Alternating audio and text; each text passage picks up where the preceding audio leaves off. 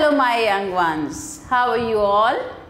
I hope you all are great. I am great too.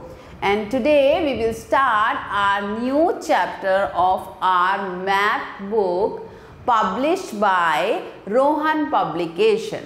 So, chapter number 15 and the name of the chapter is data handling.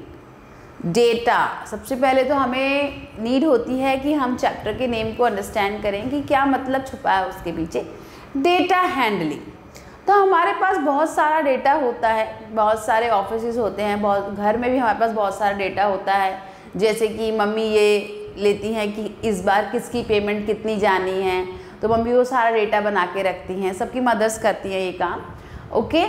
या फिर हम schools में देखते हैं कि teacher को अटेंडेंस का डेटा बनाना होता है, या फिर कभी कोई कंपटीशन है तो उसका डेटा बनाना होता है, तो that is data.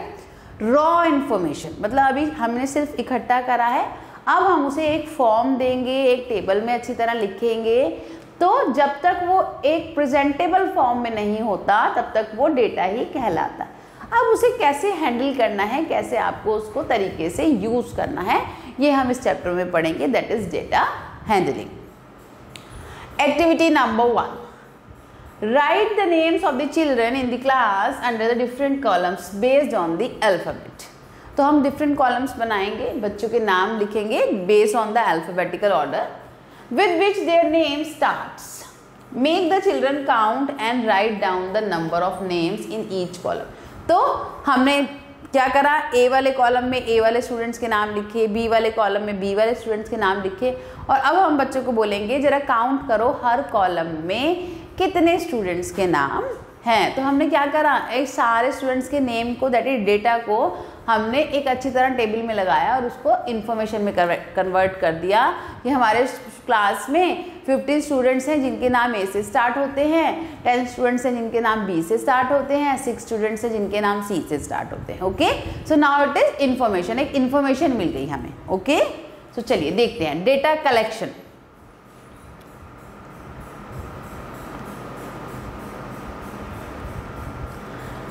Data collection, data collection, collecting information is known as data handling. अगर आप कहीं से कोई इंफॉर्मेशन जो है कलेक्ट कर रहे हो तो वो है data handling. While doing the above activity, imagine if you had not collected the data and arranged it in columns, you would have to ask children with their name starting. तो अगर आपको नहीं पता होता तो आपको बच्चों से पूछना पड़ता कि आप बताओ आपका नाम कहाँ से स्टार्ट होता है, आप बताओ आपका नाम किस लेटर से स्टार्ट होता है। तो now you have that data ना, आपको पूछना नहीं पड़ेगा। With a particular alphabet to stand up, तो बोलना पड़ता कि अब जो ए वाले हैं वो खड़े हो जाइए, नाउ बी वाले खड़े हो जाइए, count and then write the number down. This would have to be done every time such information is required. और जितनी बार आपको ये इन्फॉर्मेशन चाहिए उतनी बार आपको ये एक्टिविटी परफॉर्म करनी पड़ेगी, या कि आप चलो अब आप खड़े हो जाओ, ठीक है, आप बैठ जाइए, सी वाले खड़े हो जाइए। तो बेटर है कि आप एक बार उस डेटा को तैयार कर लीजिए। To simplify such tedious task we collect data and arrange it. For example, let us try to answer the question which color flower is most common. तो चलिए हम एक डेटा यहाँ पे हमें गिवन है, उसमें से हमने एक क्वेश्चन आपसे पूछा कि which color flower is most common, मतलब जो बहुत कॉमन है, जो बार बार आ रहा है। So in the picture given below how many flowers are of that color. तो मोस्ट कॉमन जो कलर है वो है इसके अंदर, चलिए देख लेते हैं। आई थिंक 1 जो बार बार आ रहा है, 1 2 3 4 5। और अगर हम बात करें, रेड हमारा सिर्फ 3 है, येलो हमारा 5 है, पर्पल हमारा 4 है, ब्लू हमारा 4 है। तो most common colour is purple, क्योंकि वो हमारा सबसे ज़्यादा बार बार आ रहा है। सो हमने यहाँ पे देखा कि हमारा जो मोस्ट कॉमन है वो पर्पल और ब्लू हम कह सकते हैं, नहीं, ब्लू भी 4 टाइम्स है यहाँ पे, येलो भी 4 टाइम्स है, पिंक सिर्फ ओनली 1 टाइम है, रेड भी हमारा सिर्फ 3 टाइम्स है। तो यस, हमारा पर्पल जो है वो मोस्ट कॉमन कलर है, क्योंकि वो बार बार आ रहा है और हमने इस डेटा से इंफॉर्मेशन हमने निकाली। Number of flowers 5 4 3 2 1, okay. Purple हमारे नंबर ऑफ फ्लावर्स हैं गिवन है। जो पर्पल है वो 5 हैं, जो ऑरेंज है वो 4 हैं, जो रेड है वो 4 फ्लावर्स हैं, ऑरेंज 5 हैं, ब्लू हमारे 4 हैं, पिंक हमारे 2 हैं। So by looking at the above table we can easily answer the following question, how many purple flowers are there.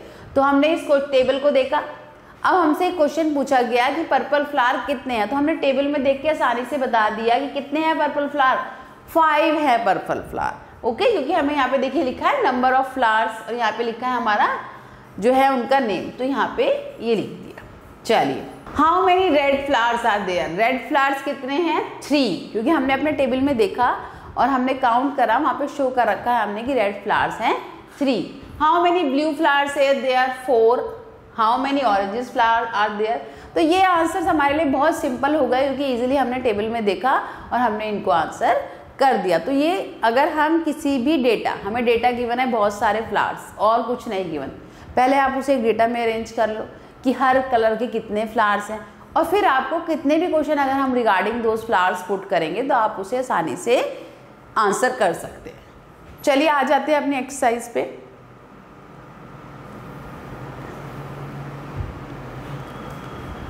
Look at the picture shown below and answer the following question. हमें एक picture दे रखी है और हमें कुछ questions के answer करने। How many orange colour heads are there, कितनी ऑरेंज कलर की हेड्स हैं। चलिए हम इन्हें काउंट कर लेते हैं, 1 2 3 4 5 6 7 8 9 10 11। So how many, 11। How many green colour heads are there, चलिए count with me, 1 2 3 4 5 6 7 8 9 10 11 12। How many blue color heads are there, 1 2 3 4 5 6 7 8 9 10 11। Okay,